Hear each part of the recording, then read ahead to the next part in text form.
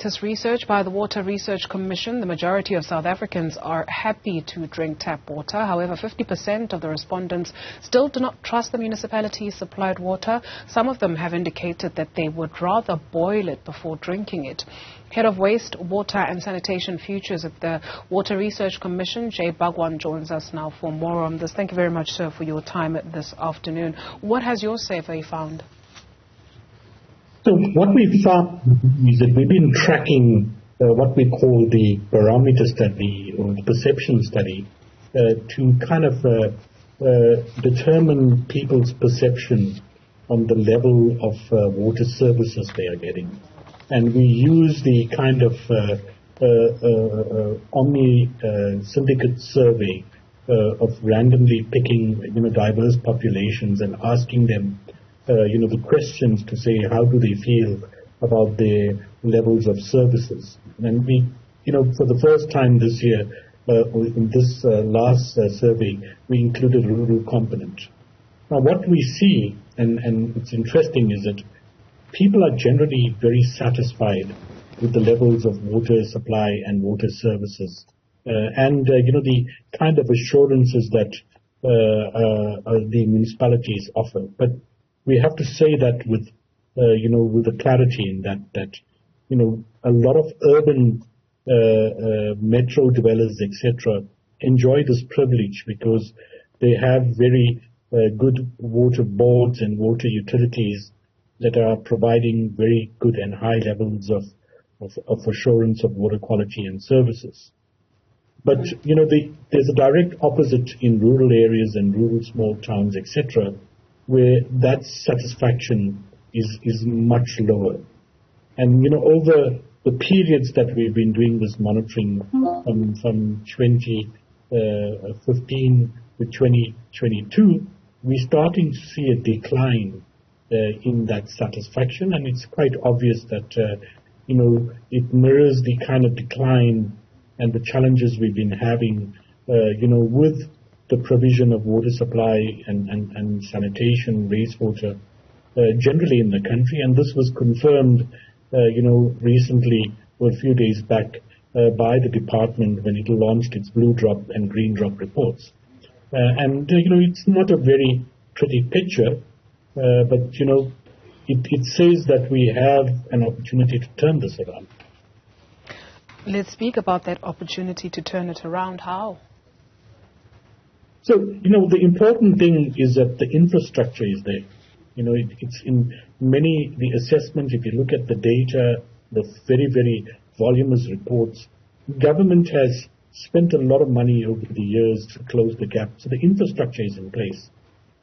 The issues that we are dealing with, in the urban areas, it's fairly okay. I mean, there's good levels of water supply security, drinking quality security. I mean, it's only gone down by a few percentages, from about 90 odd to about 86%. So the assurance in urban metros and big towns, is very, very good. And when you put on the data in layers, etc., it's not really a technical issue. What we're dealing with in the very problematic areas is poor governance, the lack of skills and capacity that's aligned to the poor governance because you're not appointing the right number of people. The issues of revenue, I mean, in these areas, there's still an element of large inequity in the country. So there's not enough revenue that is being generated by municipalities to support operation and maintenance.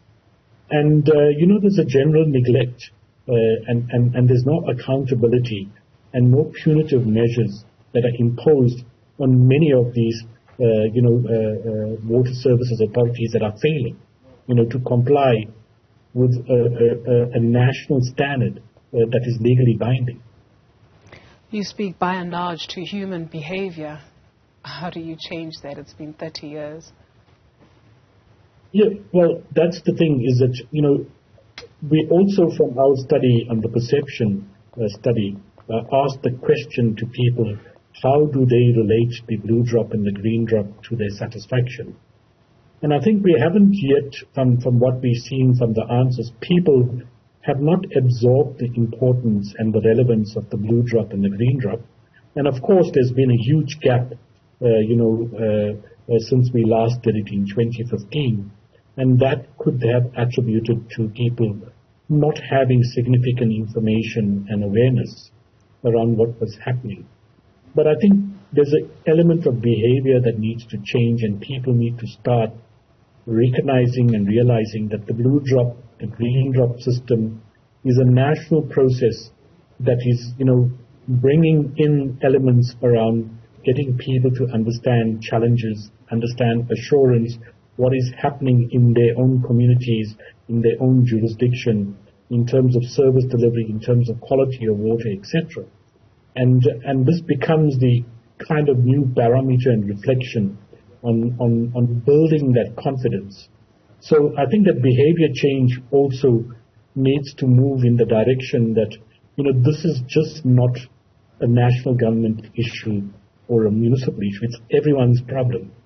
And I think we need to collectively work in the direction that can make a lot of these things happen and contribute in our own ways, etc., to critique, to contribute, to raise issues, etc., in a meaningful way, that we can allow these incremental changes towards ensuring that our systems perform and are managed in a professional way. What is it, sir, that communities do not understand? Well, there is an element that, there's an entitlement element to say that, we are entitled to everything, so we don't have to ask and we don't have to, check, and we don't have to contribute. We just accept it that, this is a privilege that we should have. But there's many, many challenges. When you start unpacking a lot of the reports, you start looking at the glaring issues of inequity that we are dealing with, that we haven't closed the gap on. You start unpacking the issues around, affordability, issues around, performance, etc. You start seeing patterns that, the outlying very remote towns and municipalities in the country have yet not transitioned, from those, pre-democracy days, etc. It's kind of still struggling to move into the space. But it also works with, a two-way process where better information, better education, connecting both communities and government and both playing a meaningful role can unlock that, behavior on all sides that get people more involved to build a sustainable pathway. Because we are a water stress environment, and, every drop needs to be managed, with that kind of treasure. Mm. What then do you say to people that say, we know our local councillor, but they're not doing nearly enough? What then do you say to people who say, we don't even know where our councillor lives because they are voted in this area, but they actually don't even live in the area, so they're not awake to the issues that are faced by people? What do you say to those South Africans who are saying, we are participating in the so-called democratic processes, but we're not being met halfway? Because you find a lot of examples of that this population is very much aware of this, what we call politics or economics or democracy, but they're not being met halfway. What do you say to those South Africans? Look, I cannot say with a lot of authority, but what I can share is that, we need to take cognizance and have some appreciation that there is a change, there's a tide of change at national government level that, for the first time, we've put out reports that don't say everything is beautiful. It says we have a problem, okay? And it's also saying that as government we're going to fix the problem. So I heard the minister in his interview, he said that, look, all those problem areas, we're already starting to, give notices to the mayors and the municipal managers to say, this is unacceptable. You will now need to start complying with the regulations and the law. Okay, so it's a starting, it's a change, and together with communities and building, there's lots of platforms now for communities to raise concerns, raise issues, through the hotlines of the department, etc., etc.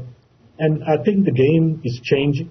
We know we're sitting in a very, very, undesirable situation, and if we don't take some very, very hard measures to turn this tide, the story is going to be very different in the future.